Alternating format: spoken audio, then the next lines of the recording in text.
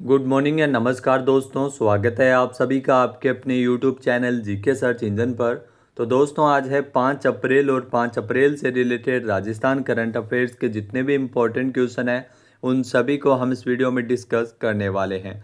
तो पूरा वीडियो बहुत ध्यान से देखना और वीडियो के एंड में मैं आपसे क्वेश्चन भी पूछूंगा जिसका आंसर आप सभी को कमेंट बॉक्स में देना है। कल के वीडियो में मैंने आपसे क्वेश्चन पूछा था जो था राजस्थान में किस जिले के प्रोफेसर रमन कुमार दवे को अलवर के राजऋषि भर्तृहरि मत्स्य विश्वविद्यालय का कुलगुरु बनाया गया है। जी हाँ दोस्तों, जोधपुर से है रमन कुमार दवे जिनको कुलगुरु बनाया गया है। सी ऑप्शन यहाँ पर बिल्कुल सही था। जिन दोस्तों ने सी ऑप्शन कमेंट बॉक्स में सही जवाब दिया था उनको हार्दिक शुभकामनाएं। तो जोधपुर के प्रोफेसर रमन कुमार दवे को अलवर के राजऋषि भर्तृहरि मत्स्य विश्वविद्यालय का कुलगुरु बनाया गया है। इनको 3 वर्ष या 70 वर्ष की आयु कार्यभार संभालने के तक ये इस पद पर रहेंगे। वे जय नारायण व्यास विश्वविद्यालय के वाणिज्य संकाय के पूर्व अधिष्ठाता रह चुके हैं। अभी जोधपुर में बीएम कॉलेज में निदेशक है। इससे पहले बीएफआई विभागाध्यक्ष और एमएफआई कोर्स और बीबीए कोर्स के निदेशक, जेएनवीयू में सिंडिकेट सदस्य और अकादमिक परिषद सदस्य और सीनेट सदस्य भी रह चुके हैं। उनकी 30 से अधिक किताबें और 15 से अधिक रिसर्च पेपर प्रकाशित हो चुके हैं।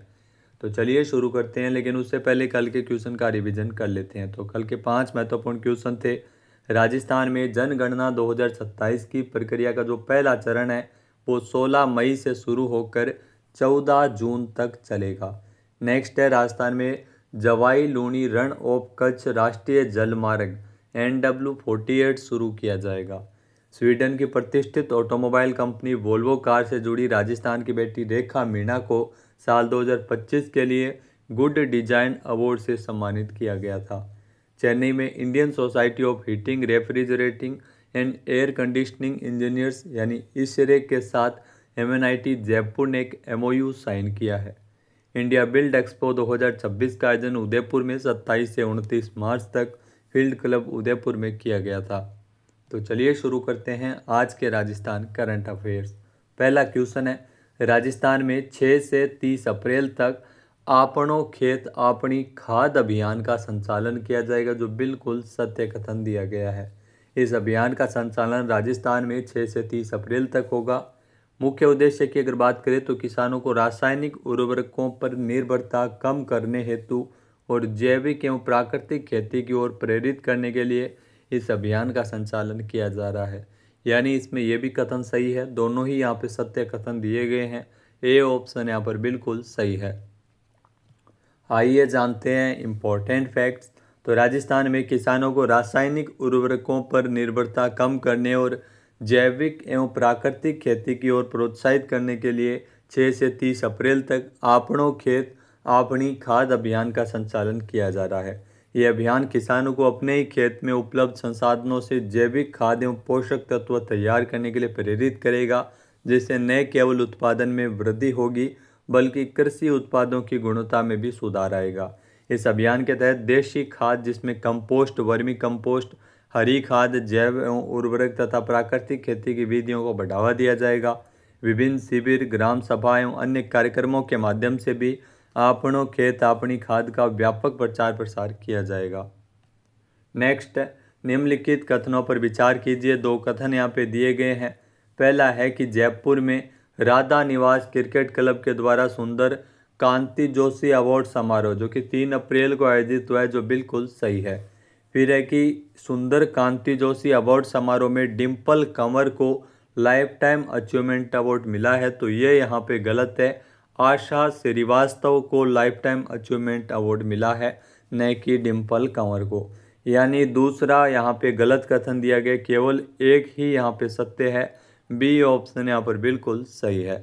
आइए जानते हैं इम्पोर्टेंट फैक्ट्स।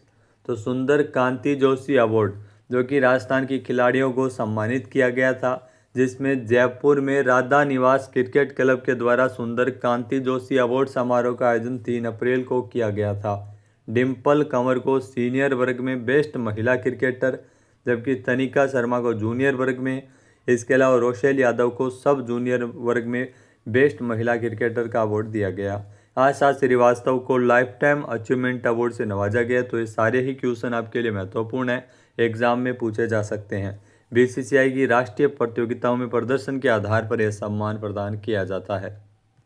नेक्स्ट, राजस्थान में जयपुर बाल महोत्सव का आयोजन है वो कब किया जाएगा? तो जयपुर बाल महोत्सव राजस्थान के जयपुर में 4 से लेकर 6 मई तक आयोजित होगा, यानी कि बी ऑप्शन यहाँ पर बिल्कुल सही है। आइए जानते हैं इम्पोर्टेंट फैक्ट्स। तो राजस्थान के उप मुख्यमंत्री प्रेमचंद बैरवा ने जयपुर में सिविल लाइंस स्थित अपने निवास पर जयपुर बाल महोत्सव के पोस्टर का विमोचन किया था। कार्यक्रम का आयोजन है ये जयपुर बाल महोत्सव 4 से लेकर 6 मई तक जयपुर के सांगानेर में स्थित पिंजरापोल गौशाला में आयोजित होगा। ये पहल प्रदेश में पहली बार आयोजित की जा रही है। डिजिटल बाल मेले के तहत शुरू किए गए इस अभियान में राजस्थान के सभी जिलों की झलक देखने को मिलेगी। 12 से 18 वर्ष आयु वर्ग के बच्चे अपने अपने जिले की विशेषताओं को वीडियो के माध्यम से प्रस्तुत कर रहे हैं इस अभियान के अंतर्गत। नेक्स्ट, निम्नलिखित कथनों पर विचार कीजिए। 2 कथन यहाँ पे दिए गए हैं। पहला है कि बॉर्डर रोड्स ऑर्गेनाइजेशन यानी BRO इसके प्रोजेक्ट चेतक ने 4 अप्रैल को राजस्थान के बीकानेर में अपना 47वां स्थापना दिवस मनाया, जो बिल्कुल सत्य कथन दिया गया है। फिर है कि बॉर्डर रोड्स ऑर्गेनाइजेशन के प्रोजेक्ट चेतक की शुरुआत सबसे पहले 1980 में की गई थी, तो ये भी बिल्कुल सही है। इसमें कथन 1 व 2 दोनों ही यहाँ पे सत्य है। सी ऑप्शन यहाँ पर बिल्कुल सही हो जाएगा। आइए जानते हैं इम्पोर्टेंट फैक्ट्स। तो बॉर्डर रोड्स ऑर्गेनाइजेशन यानी BRO के प्रोजेक्ट चेतक ने 4 अप्रैल को राजस्थान के बीकानेर में अपना 47वां स्थापना दिवस मनाया है। 1980 में शुरू हुए प्रोजेक्ट चेतक ने राजस्थान, पंजाब और गुजरात के उत्तरी जिलों में इंफ्रास्ट्रक्चर को बनाने और उसकी देखरेख करने में महत्वपूर्ण भूमिका निभाई है। BRO के प्रोजेक्ट चेतक ने ही सीमावर्ती इलाकों में कनेक्टिविटी को मजबूत किया और राष्ट्रीय सुरक्षा के साथ साथ क्षेत्रीय विकास में भी योगदान दिया है। चेतक का प्रयास देश का विकास के आदर्श वाक्य के साथ यह प्रोजेक्ट भौगोलिक दायरे के मामले में BRO के सबसे बड़े प्रोजेक्ट में से एक है। यह अभी 4000 किलोमीटर से ज़्यादा की सड़क नेटवर्क के साथ 214 किलोमीटर की जो खाई सहबांध की देखरेख करता है। नेक्स्ट है, राजस्थान में मिशन हरियालो राजस्थान के अंतर्गत इस मानसून सीजन में कितने पौधे लगाए जाएंगे? तो इस मानसून सीजन में कुल 10 करोड़ पौधे लगाए जाएंगे मिशन हरियालो राजस्थान के अंतर्गत। ए ऑप्शन यहाँ पर बिल्कुल सही है। आइए जानते हैं इम्पोर्टेंट फैक्ट्स। तो दोस्तों, राजस्थान के मुख्यमंत्री भजन लाल शर्मा ने जानकारी दी है कि राज्य सरकार का जो लक्ष्य है वो मिशन हरियालो राजस्थान के तहत इस मानसून सीजन में 10 करोड़ पौधे लगाए जाने का लक्ष्य निर्धारित किया है। ये अभियान 5 जून 2026 को विश्व पर्यावरण दिवस के अवसर पर शुरू होगा और जुलाई, अगस्त और सितंबर के महीनों में तेजी पकड़ेगा। राज्य सरकार ने साल 2024 से 28 के बीच कुल 50 करोड़ पौधे लगाए जाने का लक्ष्य निर्धारित किया गया है, जिसमें इस साल जो मानसून सीजन में ही 10 करोड़ पौधे लगाए जाने का लक्ष्य है। अब बात करते हैं दोस्तों सूजस ई प्रश्नोत्तरी की। तो यहाँ से एग्जाम में क्वेश्चन पूछा जाता है। आज के इस वीडियो में 1 अप्रैल को सूजस ई प्रश्नोत्तरी संख्या 42 को हम कवर करेंगे। तो पहला है कि पशुपालन से जुड़ी महिलाओं और किसानों को लाभान्वित करने के उद्देश्य से राजस्थान सरकार के द्वारा दूध पर कितने रुपए प्रति लीटर अनुदान दिया जा रहा है? तो 5 रुपये प्रति लीटर अनुदान दिया जा रहा है। सी ऑप्शन यहाँ पर बिल्कुल सही है। नेक्स्ट है, वर्तमान राज्य सरकार के द्वारा 5 वर्षों में कुल कितनी सरकारी नौकरियां देने का लक्ष्य रखा है? जिसके क्रम में 1.25 लाख नियुक्तियां दी जा चुकी है। तो इसमें 4 लाख नौकरी का लक्ष्य रखा गया था। सी ऑप्शन यहाँ पर बिल्कुल सही है।